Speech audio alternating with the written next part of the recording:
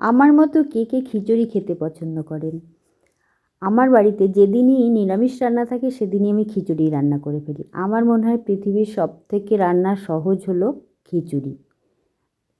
আজ আর এক ডাল দিয়ে খিচুড়ি করব না, সব রকমের ডাল নিয়ে নিয়েছি। সাথে নিয়ে নিয়েছি আতপ চাল।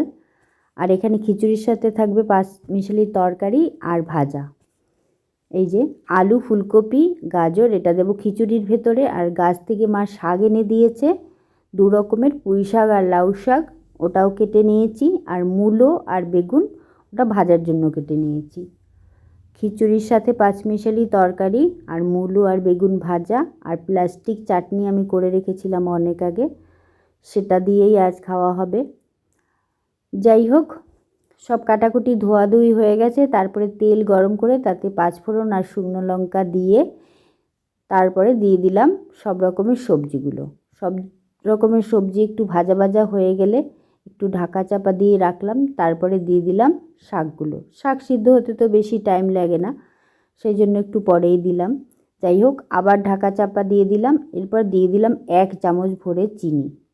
একটু লঙ্কার গুঁড়োই দিয়েছি, কারণ লঙ্কার গুঁড়ো না দিলে আমার একটু আবার মনটা কেমন করে, একটু ঝাল না হলে ভালো লাগে না। আর এদিকে ডাল চাল সিদ্ধ হয়ে গেছে, দেখুন কত সুন্দর। এদিকে তরকারিও আমার হয়ে গেছে। আর চিনির পরিমাণটা আমাদের রান্নাতে একটু বেশিই পড়ে, ওই বেশি চিনি খেয়ে খেয়েই আমাদের সুগারটা ধরেছে আর কি। যাই হোক, তরকারিটা নামিয়ে রেখে আবার কড়াতে সর্ষের তেল দিয়ে তাতে শুকনো লঙ্কা আর জিরে ফোড়ন দিয়ে দিয়ে দিচ্ছি ফুলকপি, আলু, গাজর। এটা একটু ভালো করে ভেজে নেব হলুদ আর লবণ দিয়ে। এই দেখুন, চাপা দিয়ে রেখে দিলাম। এই দেখুন কত সুন্দর ভাজা হয়ে গেছে। এটা কিন্তু হাফ সিদ্ধ হয়ে গেছে। এবার দিয়ে দিলাম টমেটো, কাঁচা লঙ্কা আর আদা গ্রেট করা।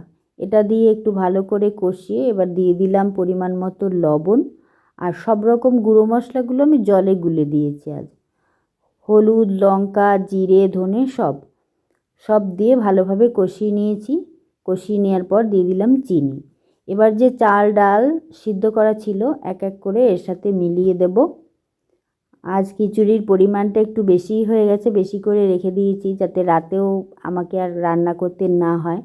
তো যাই হোক, একটুখানি ফুটিয়ে নিয়ে ঘি দিয়ে নামিয়ে নিলাম। তৈরি হয়ে গেল আমার আজকের রান্না, গরম গরম খিচুড়ি, সাথে পাঁচমিশালি তরকারি, বেগুন আর মূলো ভাজা। আপনাদের ভিডিওটি কেমন লাগলো কমেন্ট করে জানাতে কিন্তু ভুলবেন না। আর কে কে খিচুড়ি পছন্দ করেন আমাকে কিন্তু জানাবেন।